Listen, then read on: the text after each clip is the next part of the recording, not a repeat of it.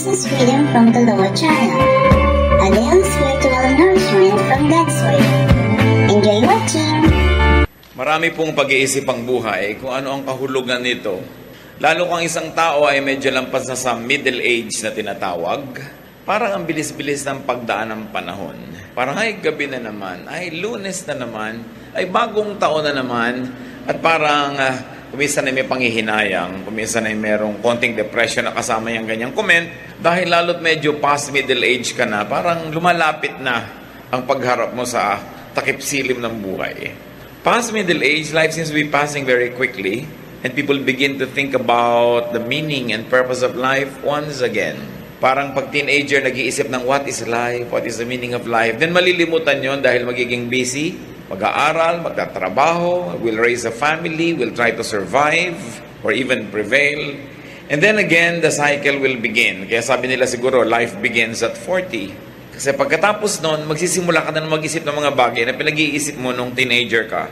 Ecclesiastes 6:12, life is short and meaningless, and it fades away like a shadow. Who knows what is best for us? Kaya sa atin pong pag-aaral ngayon, itatanong natin, what is good to do in this short life? Maiksi naman talaga ang buhay. Pero hindi yan ang pag-iisip ng mga bata. Ang mga bata kasi ibang-iba pa yung pananaw. Lahat kasi sa kanila, future pa eh. Lahat ay iniisip pa, kailangan ko matapos mag-aral, kailangan ko magkatrabaho, magkaroon ng asawa, magkaroon ng anak, mamaya magkaroon ng apo. Pero pag nandun ang lahat yun, nag-iisip ka na namang, ano pa ngayon ang natira sa akin? Kaya kadalasan, pag mayroong konting edad na, nagiging sentimental, mapaghanap, gusto yung mga tao laging nandun, lahat ng anak dumating, dumalaw, kasi para bang nabibilang mo na ang mga privileged days mo in life. Pero kahit hindi ka pa dumarating sa middle age or lumalampas dito, dapat maaga pa lang pinag-iisip mo na what is good to do in this short life para walang maaksayang panahon. And what to do in this short life, especially in the second and final half of life. Kung mabubuhay ka ng 80, di 40, kalahati na. Kung 90, di 45. Kung 70, di 35. Kung 60, di 30. Kailan ba ang midlife ng isang tao? Hindi natin alam. Kaya dapat walang sinasayang na panahon.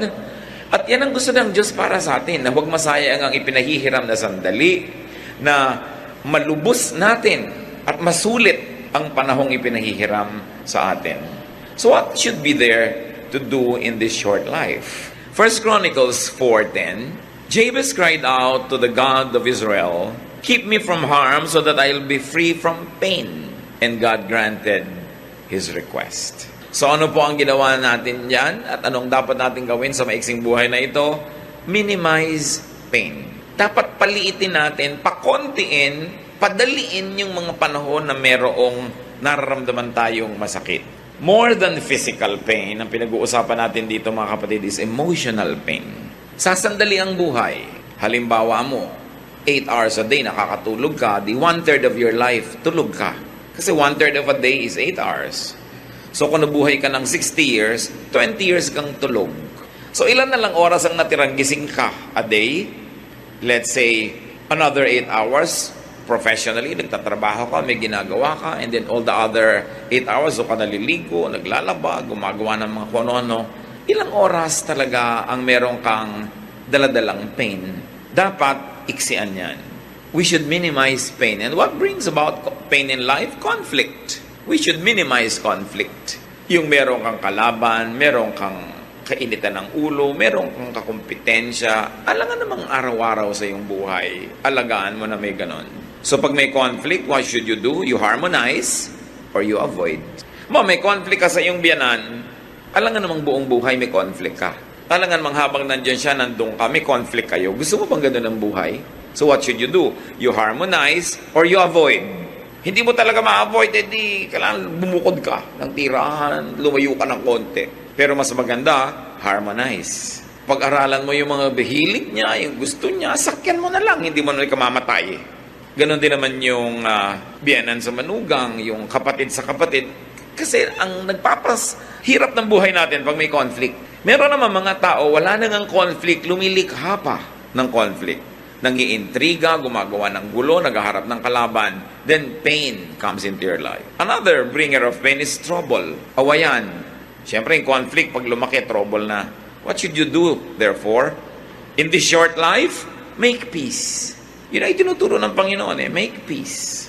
Sandali ka lang mabubuhay, uubusin mo pa sa trouble, pwede ka naman gumawa ng paraan para maging peaceful ang iyong buhay. Sa peace naman, dalawa lang yan manalo ka o magpatalo ka para may peace. Lagi kayo nagko-conflict mag-asawa, hindi ka naman manalo, magpatalo ka. Kasi kung talo ka na, wala nang labanan. Yung mga pagpapatalo na madali lang naman, halimbawa gusto niya yung aircon malamig, ikaw giniginaw, doble mo lang kumot mo, magpatalo ka na lang para peaceful. Pero kung mananalo ka, di manalo ka, syempre gusto rin naman niya siyang manalo. Lalo sa pag-ibig, hindi mo dapat goal manalo. Dahil sa tunay na pagmamahalan, pareho lang kayong bihag ng isa't isa.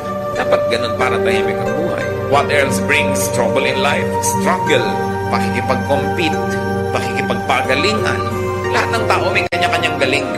Hindi mo pwedeng halimbawa madaig ang isang tao doon sa area ng galing niya, sa area mo naman, iba ka, hindi kanya madadaig. Okay, mag-contest in the same field because one will lose, one will win. Operate in your field of giftedness. So, pag may struggle, you win or you lose. Ganun din yun. What else brings trouble in life? Friction. Magkakamag-anak lahat yung pinag-uusapan natin. Laging may friction kayo ng hipag mo, may friction kayo ng employee, ng employer. Well, anong ginagawa pag may friction? You lubricate or you avoid the friction. Di ba yung mga makinang nagkikiskisan, nilalangisan para huwag magasgas at huwag masira. Ganun lang yun, yung mga kumisang langis na inilalagay mo para ang buhay nyo madulas, maluwag, madali. Mga kabaitan lang yun, thoughtfulness, pagpaparaya, pagbibigay, lumuluwag, dumudulas ang mga bagay na masakit at mahapdi. So, you lubricate. What else makes life difficult? Complication. So, what do? Simplify. Lahat ng mga yan, tatantarin natin ang verses na support ang dami at hindi na natin gagawin ngayon. I want you to see the overview that what must be done in this short life is first of all to minimize pain. You simplify. Halimbawa, ang dami mong load, ang dami mong bigat, ang dami mong dinadala, well, you fortify yourself or you unload. Ganun lang naman yun Sa weight training, well, magbubuhat ka ng mabigat. Yan ang goal mo. Palakasin mong muscle mo, mag-diet ka, mag-exercise ka. O kung hindi mo kaya o gusto, bawasan mo yung bubuhatin mo. Nahihirapan ka sa buhay dahil ang dami mong hinuhulugan, di bawasan mo ang hinuhulugan mo, ihulog mo yung iba. Nahihirapan ka dahil ang dami mong role na pinapapel sa buhay, magbawas-bawas ka. Operate only in areas where you are gifted para mas madali. Kasi kung gifted ka doon, madali yung para sa'yo, kahit mahirap para sa iba. Ang karaming binubuhat nyo na hindi nyo naman dapat buhatin, hindi naman din kailangan gawin. Kayo mag-isip niyan mga kapatid, kasi marami tayong dala na hindi naman kailangan dinadala. Isa pa, pressure. Ang daming pressure sa buhay. Dalawa lang pwede mong gawin. You yield or you avoid the pressure. Magpa-press ka nga sa pressure o umiwas ka. Remove or avoid your cause of pain. Physical pain, isa yung problema. That's why we try to be healthy. We try to live a balanced life para mabawasan natin yung pain or ma-avoid. Emotional pain, halimbawa. Spiritual pain. Pag alam mong lumalabag ka sa kalooban ng Diyos, hindi ka mapakali, may guilt feelings ka, ba't ka lumalabag? Di sumunod ka na lang. Mahirap pong sumunod. Di ba nahihirapan ka rin naman sumuway? Pareho lang mahirap. Dito ka na sa pagsunod, wala ka pang guilt. Nagigilty ka pala, hindi ka mapakali. Pastor, binabagabag po ako ng konsyensya ko dahil meron po akong affair. Di tanggalin mo. Alam mo palang nababagabag ka Simplify life para mabawasan yung pain. So you remove or avoid the cause of pain or desensitize yourself to pain. Bakit tayo may mga kalyo na tinatanggal nila pag nagpapa-foot spa ka? Kaya kami kalyo dahil laging gumagasgas yung sapatos, may conflict, di ba? Merong friction. Yung sinusuot mo sa paa at saka yung paa mo. So sa area na laging may kiskisan, may friction, yung paa mo gumagawa ng paraan para huwag masaktan. Naglalagay ng kalyo. Tapos tatanggalin mo pag nagpa-foot spa ka, di masakit ulit. Hayaan mo marami kang kalyo para di ka masaktan. Kita mo yung mga tao makakapalang paa, nakatapak na ng thumbtacks, di pa nalalaman. Ang kapal ng paa Kaya kailangan sa buhay mga kapatid, kung minsan kinakapal-kapalan mo. Medyo makapal-kapal ang mukha natin para hindi tayo laging nahihiya. Kinakapal-kapalan mo ang sikmura mo para marami kang pwedeng kainin na hindi nasisira yan. Physically, emotionally, and spiritually. Huwag kang masyadong maramdamin. Palanghingi ka naman, hindi mo naman maiwasan hindi humingi dahil wala ka naman talaga at hingi ka ng hingi. Kapalan mo na ng konti, hindi yung pag napagalitan ka, nagdaramdam ka pa, pero tinatanggap mo rin naman. Learn to adjust, to minimize your pain and your sorrow. Kaya tayo pag inooperahan, nilalagyan ng pampamanhid para hindi tayo masaktan. Hindi laging mabuting maging manhid, pero pag walang gawa ka na dahil talaga namang may pain, nakakatulong maging manhid din. Ayaw sa'yo ng biyanan mo, laki ka nalang halimbawa dinadabog-dabog ka. Magmanhid ka na lang dyan. Wala ka namang magawa, ginagawa mo na lahat para magustuhan ka niya. Nagmamano ka, ayaw iabot yung kamay, mahali ka, iniiwas yung mukha. Lagi mo pa rin gawin. Problema na niya yung kaya niyang tanggapin. Pero ikaw, ginagawa mo yung tama. Hindi mo dapat laging ipagdamdam na hindi ka gusto ng mundo. Kumisan hindi naman dahil hindi ka gusto-gusto, kundi talagang hindi magugustuhin yung tao na yun. Problema niya yun. Dapat medyo tinitibay-tibayan ng dibdib. Kaya ang bata dapat tinitrain eh. Sabi nga ni Balagtas, ang laki sa tuway walang pagtitiis. Laging maramdamin. What do you do with pain? Minimize pain.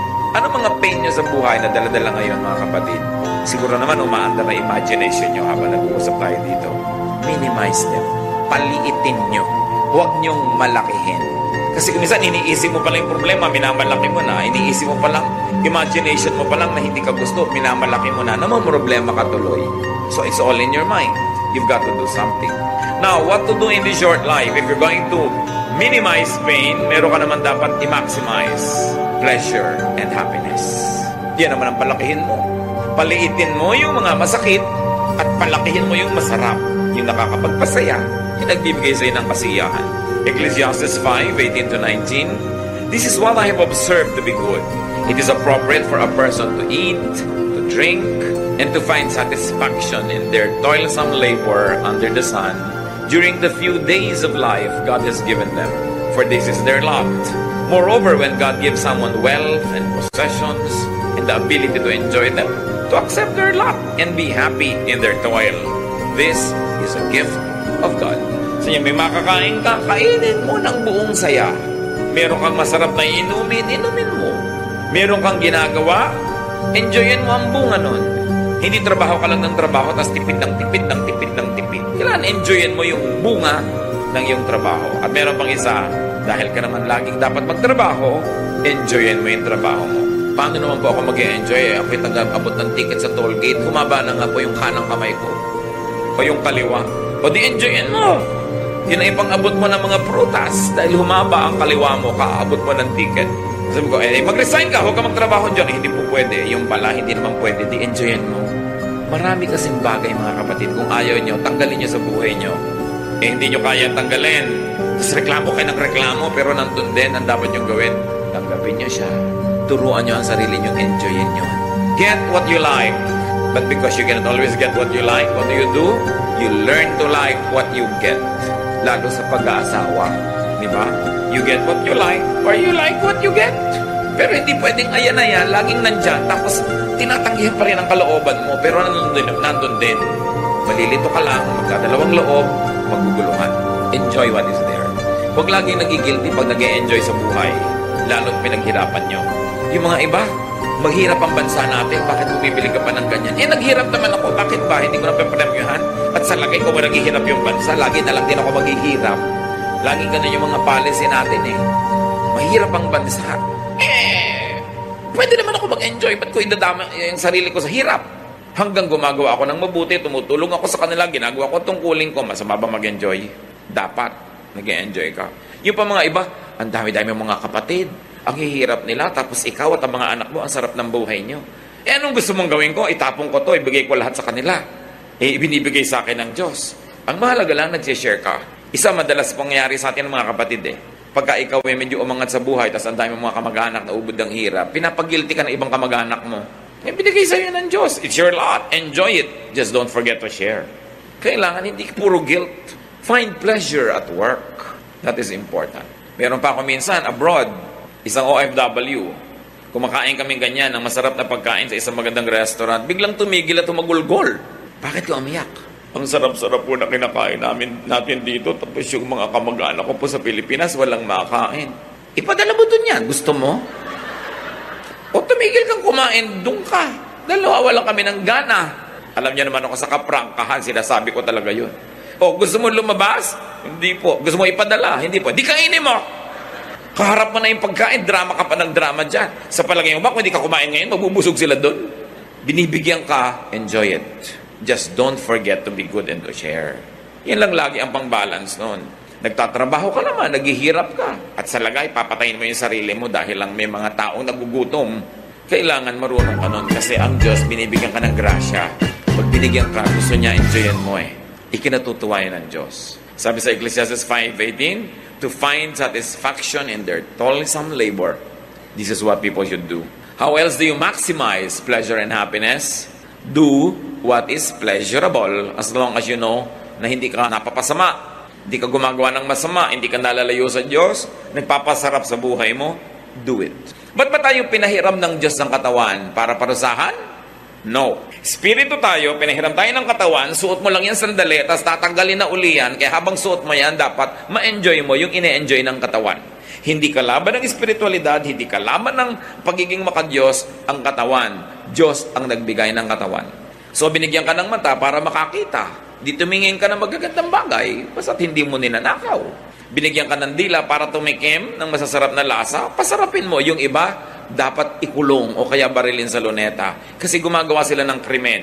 Alam nyo anong krimen? Hindi sila masarap magluto. Hindi sila magandang maghain. They are not doing justice to food. Tao number 1, binigyan mo ng bawang, sibuyas, kamatis, naggisa ang sarap. Tao number 2, bawang, sibuyas, kamatis, the same thing, walang kalatoy-latoy. Hindi ba dapat barilin? Gusto mo sabihin, anong ginawa mo sa bawang at sibuyas at kamatis? Hindi mo napasarap. Pareho lang ba't yung isang tao gano'n ang ginagawa niya? Alam nyo, napakalaking pananagutan na sarapan ng luto. Hindi kung ano na lang. Kasi gift yan ng Diyos. At alam nyo kung bakit dapat? Kasi yung pinapakain mo, hindi ka naman sure na laging may gana. Kuminsan nagkakasakit yun, hindi na makakain, nakaswero na lang. Tapos hindi na nakatikim ng masarap na pagkain. Laging tuwing gagawa ka ng leche plan, parang pudding, magpapakain ka na lamang ng ube, kamote pa. Ba't ba pinipake mo pa? Mahal din naman yung kamote. Yung hindi gumagawa ng good justice to food. Maghahain ka, gulo-gulo. May 3 tuyo, nagka-cross-cross doon sa table. Eh di, ilinya mo sila, lagyan mo ng konting kamatis, konting bulaklak. Sumasaya yung buhay. Dapat pinapasaya mo. Sasabihin pa ng ibang kamag-anak, ang arte-arte mo naman. Kung gusto mo pa, magandang baso. Hindi nila naintindihan ang ibig nila sabihin nun. Dahil ang Diyos maarte. Pag tinignan yung hinihingi niya mga kurtina sa templo, mga furniture, gusto niya maganda. Because God is God of beauty. So you beautify your table. You make your food delicious and nice. Pinagtitimpla-timpla mo yung kinakain mo, gagastosan mo rin lang eh. You should do what is pleasurable. Find pleasure in what must be done instead of it being just a chore. So you maximize pleasure and happiness. And we go to the third point in what we should do in this short life. Do good. Maiksi lang ang panahon. Sandali ka lang pwedeng gumawa ng mabuti. Hindi lahat ng taong mahirap ngayon, mahirap bukas. Habang mahirap sila, tulungan mo na. Malay mo naman eh, makaaho na sila dyan, hindi mo na kailangan tulungan later pa. Yung kailangan mong tulungan, tulungan mo lang ngayon kasi hindi naman laging mangangailangan yan. Sabi na nga nila, people need help in the beginning and at the end. So sa simula, tutulungan mo. Doing good gives mystical pleasure.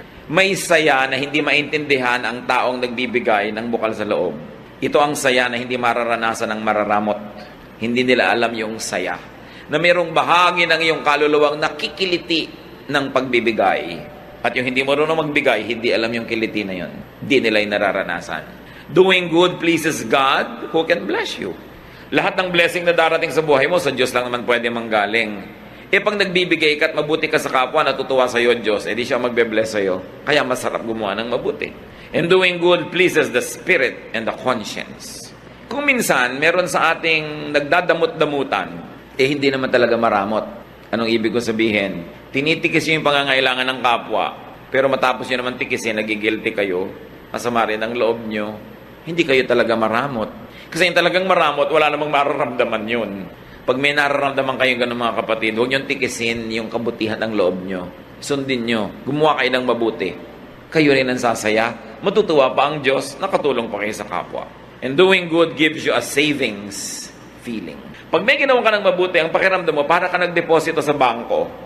Pero pag kaya mong gawin, di mo ginawa, ang feeling mo parang may darating na parusa sa'yo. Bakit ka mabubuhay na may ganung feeling na negative? Pwede ka namang mabuhay na positive yung feeling na meron kang dineposit. At ang totoo nun, may dineposit ka talaga. Meron pang isang maganda. Dahil alam nating lahat tayo ay haharap sa Diyos, doing good makes facing God an anticipated pleasure. Pagtadtad ng kabutihan ng buhay mo, hindi ka natatakot humarap sa Diyos. Excited ka pa nga dahil may awarding ceremony. Dahil alam nating marunong maggantimpala ang Diyos. Ngayon, pag hindi ka gumagawa ng dapat mong gawing mabuti, halos natatakot kang humarap sa Diyos. Kaya lalong nagiging doble ang takot sa kamatayan dahil may paghuhukom.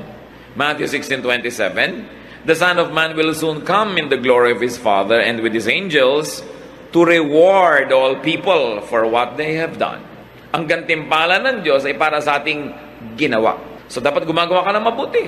Naglilingkod ka sa kapwa. Naglilingkod ka sa kaharian ng Diyos. Dahil alam mong walang sayang. May gantimpala.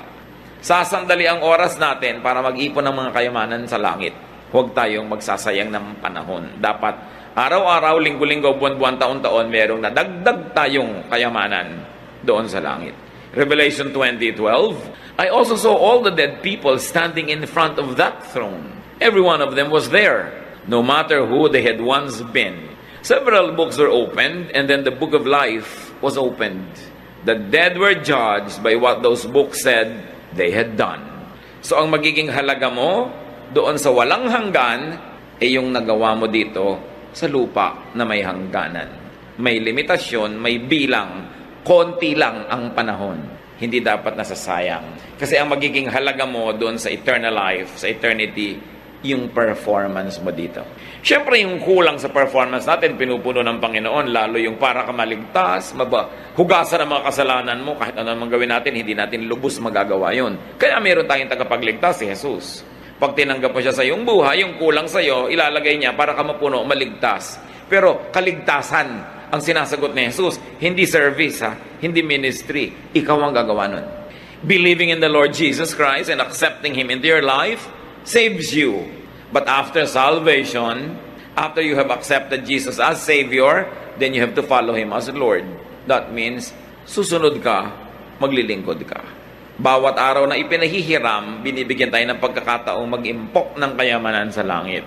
Dapat, hindi nasasayang. At habang gumagawa tayo ng mabuti, yung iba naman may nalilimutan. Kaya paalalahanan natin, do not forget to do and do not neglect doing good to yourself. Kasali ka, kapatid, sa gagawan mo rin ng mabuti. Yung iba ang buti-buting anak, ibinigay na lahat sa magulang. Ang buti-buting kapatid, ibinigay lahat sa kapatid. Pero pag tiningnan mo siya, mukha siyang naghihingalong tipaklong kasi hindi siya kumakain ng masarap, hindi siya nagbibihis ng maganda, wala na siyang fun, wala siyang pasyal. Hindi yun. Dahil ang sabi sa Mark 12:31, love others as much as you love yourself. So what is the presumption here?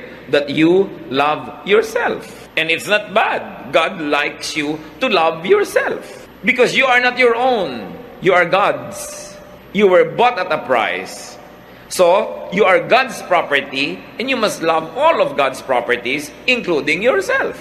Yung iba, minamasama nila pag mahal mo ang iyong sarili. Hindi. Ang sabi ni Lord, mahalin mo ang kapwa mo, gaya rin ang pagmamahal mo sa sarili mo. In other words, okay lang sa Diyos as gusto niyang mahalin mo ang sarili mo. Kaya lang, mahalin mo rin yung iba. Tulad ng pagmamahal mo sa sarili mo, hindi sarili mo lang. Yun ang point. Hindi sinasabi sa ating huwag mong mahalin ang sarili mo at iba lang. Sabi niya, mahalin mo sila gaya ng pagmamahal mo sa sarili mo.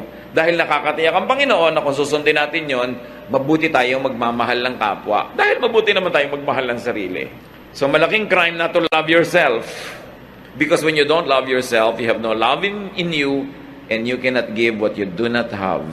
Love others, but love yourself also.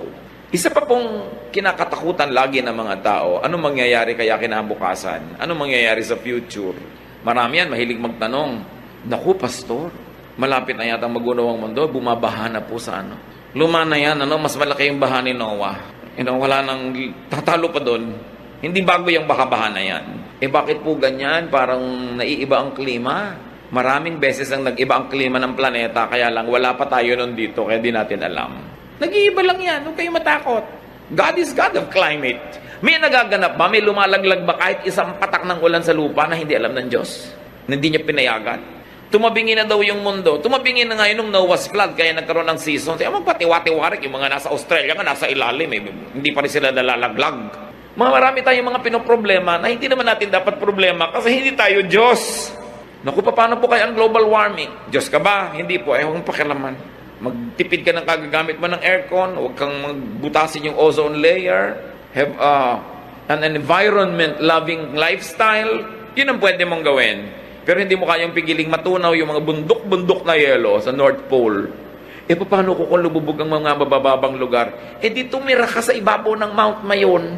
Alam niyo kung bakit napakarami ngayong taong nasasalanta ng mga baha?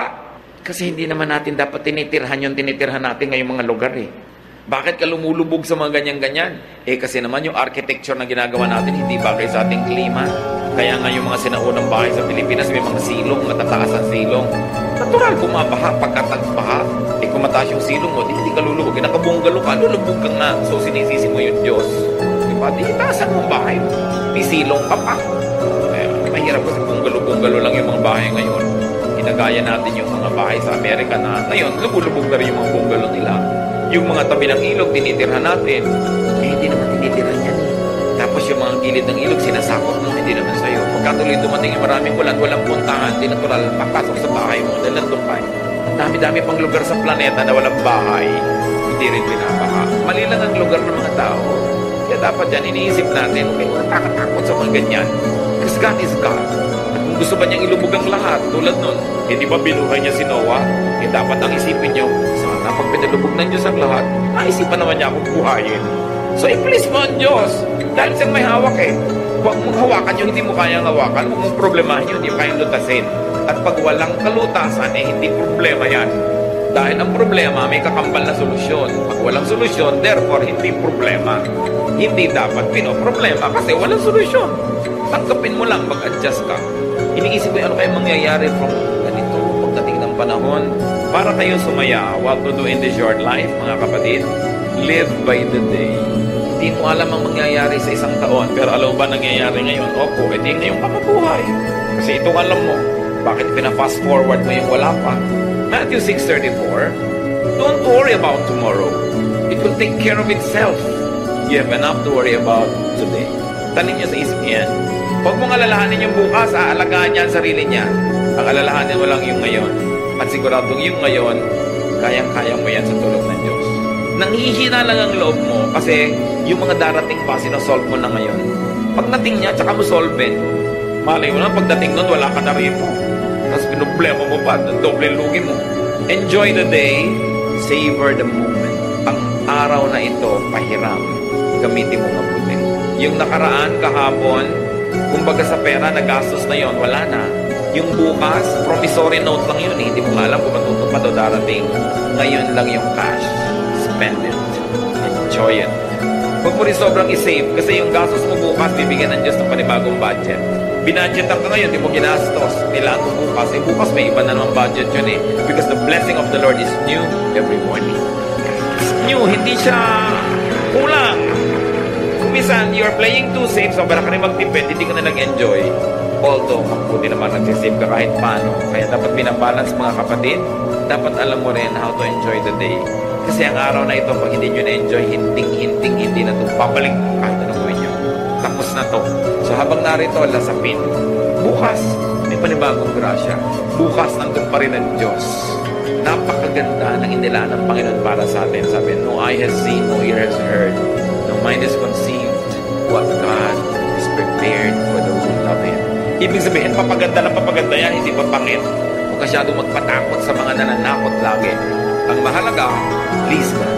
Trust God. Enjoy the moment. Do good. And another thing, brothers and sisters, don't always hurry. Huwag kayong lagi nagmamadali. Pag lagi ka kasi nagmamadali, nakakalimutan mo ng lasapin yung ganda ng ngayon Okay, natapos mo nga lahat ng gagawin mo, mauubusan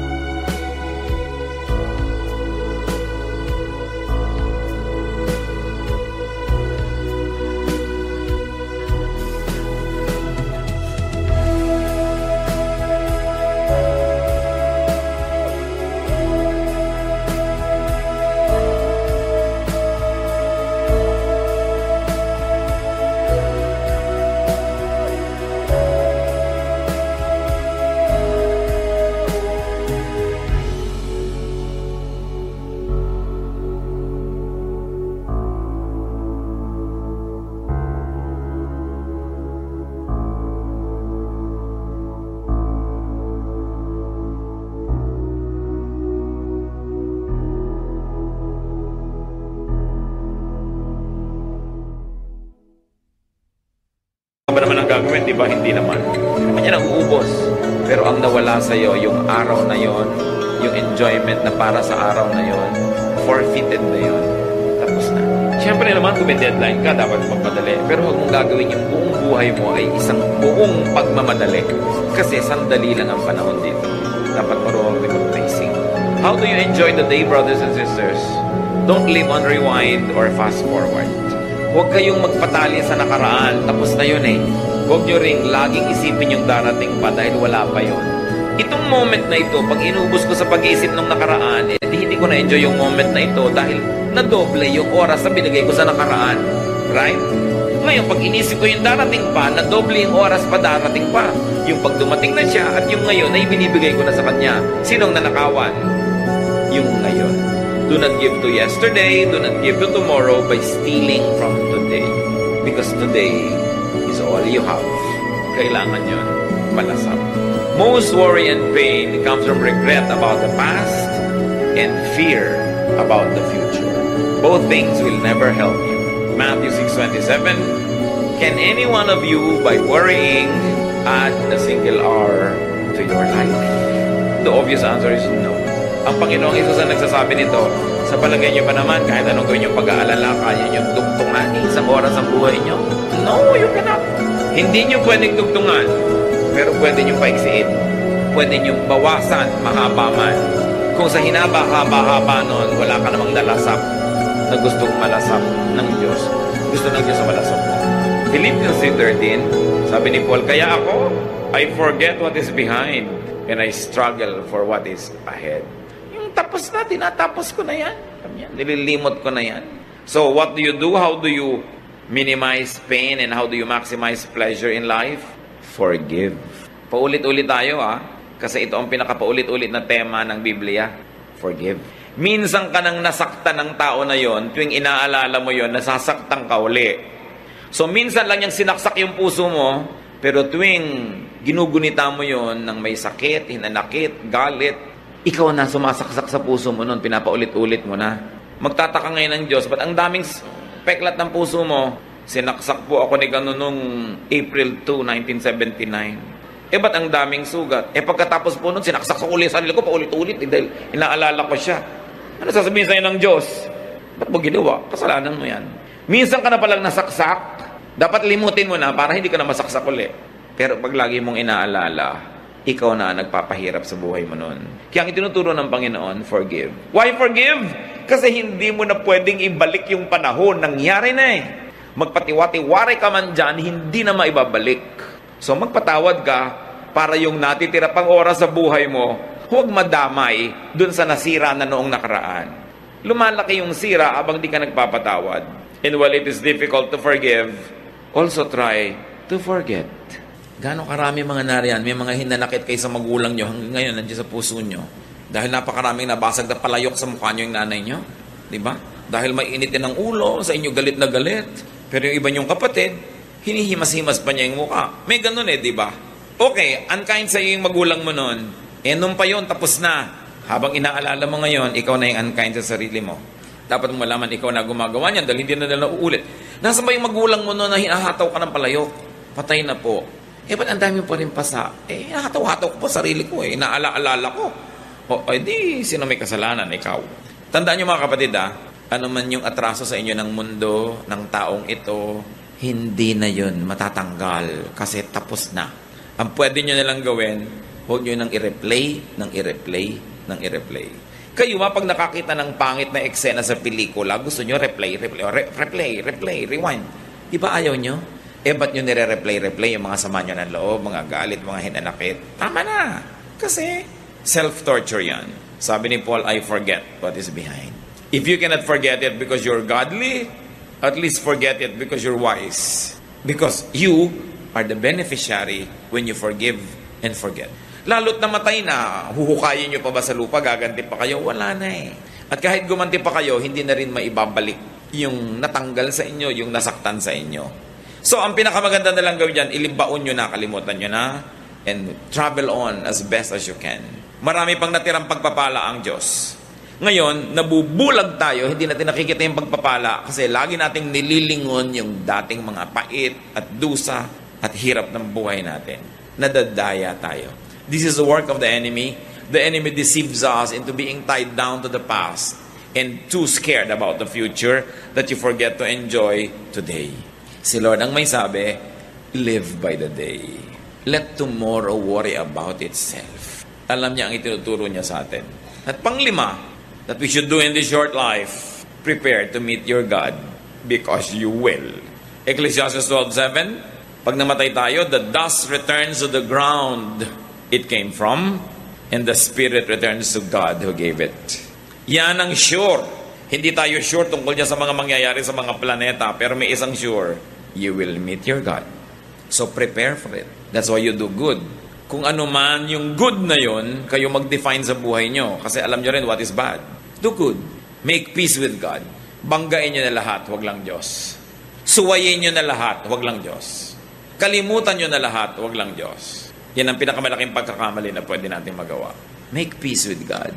Because when you are at peace with God, all else will follow.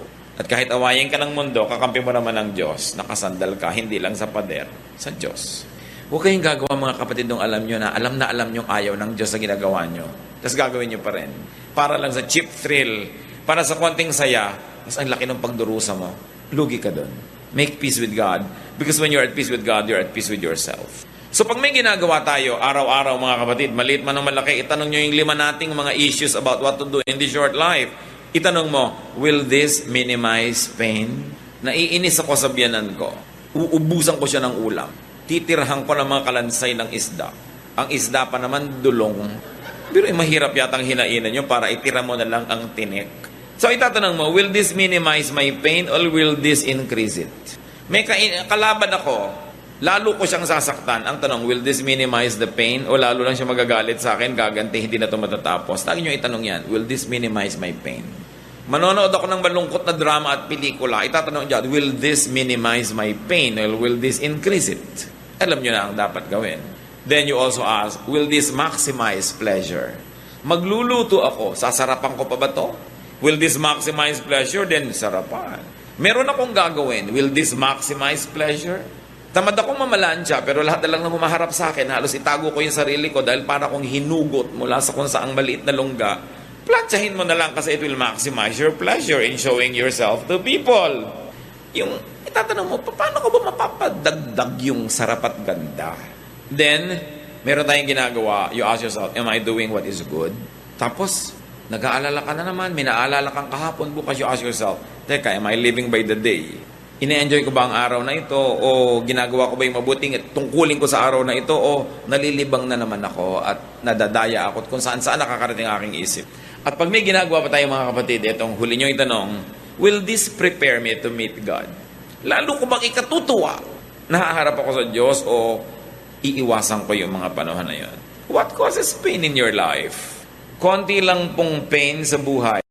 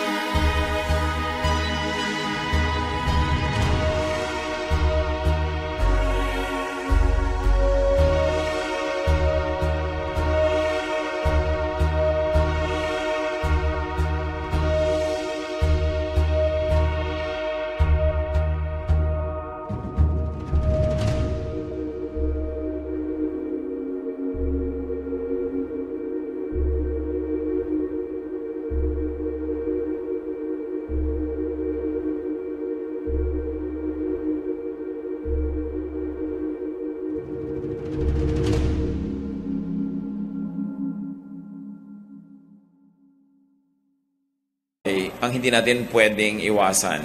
Marami nga dyan, self-inflicted. Isipin natin lahat yun. Sabi sa Desiderata, strive to be happy. Pagsikapan mong sumaya. Pinagsisikapan yan, pinagtatrabahuhan yan, hindi yan nangyayaring natural lang. Sinasadya para ka sumaya. Mga naghahanap ng partner sa buhay, yung mga sinyong qualified pa, yung may partner na manahimik kayo dyan, like what you get.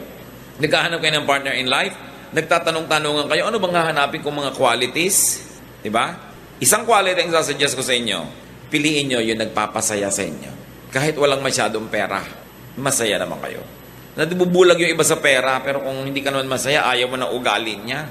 Para siyang bato pagkatabi mo. Masaya ka ba nun?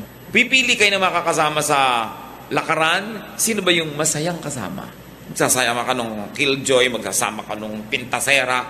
Wala, masisira lang araw mo. Eto ngayon, isa rin tong factor sa pagpili. Mapapasaya ko ba siya? Baka iba hinahanap eh. Hindi ikaw yun. Hindi mo siya mapapasaya. Kahit napapasaya ka niya, pag hindi mo siya napasaya, mauubos din yung pagpapasaya niya sa'yo. Siyempre, alam nga namang hindi maubos. Kasi palitan yan eh. So sa pagpili, bigyan nyo ng malaking halaga yung masaya ba kayo sa taong ito. Hindi yung, nag-aaral yan dentistry, sa dami ng bubunutin niyang ngipin, kikita tayo. Hindi yon. Kasi kahit naman siya mahirap ngayon, hindi mo alam kung yayaman din yan eh. Yung mayaman, hindi ka naman sure kung maghihirap yan. So hindi yun ang pagbabasihan mo. Hindi rin yung itsura. Malay nyo, huwag naman mangyari, nabusan ng kumukulong mantika. Naging mukhang parang chicharong bulaklak yung dating mukhang orchid niyang kutis. Kung yun lang yung kasiyahan mo, di nawala na. Pero yung ugali, madilim at maliwanag, yung ugali pareho yon. Kaya na po, sasaya ba ako sa ugali niya? At kung ngayon pa lang, meron kayong boyfriend, girlfriend, hindi naman kayo masaya sa ugali, at mukha namang walang senyales na magbabago ito, mag-isip-isip kayo. Alangan namang ubusin nyo ang isang buhay na ang kasama nyo, hindi kayo masaya. Iniisip yon. Sino ang magandang kasama? At maganda ba kayong kasama? Masaya ba kayong kasama? Alam nyo, dalawang bagay ang mahalaga sa buhay. Tanggalin natin yung mga religious kung ano-anong baggage. Dalawa, dapat masaya at dapat magaan.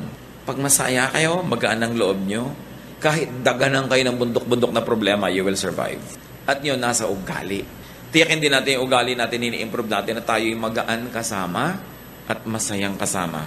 It is a ministry. Sa palagay nyo, ang Panginoong Jesus, bakit ang mga makasalanan, yung mga kung sino ang hilig sa kanyang sumama?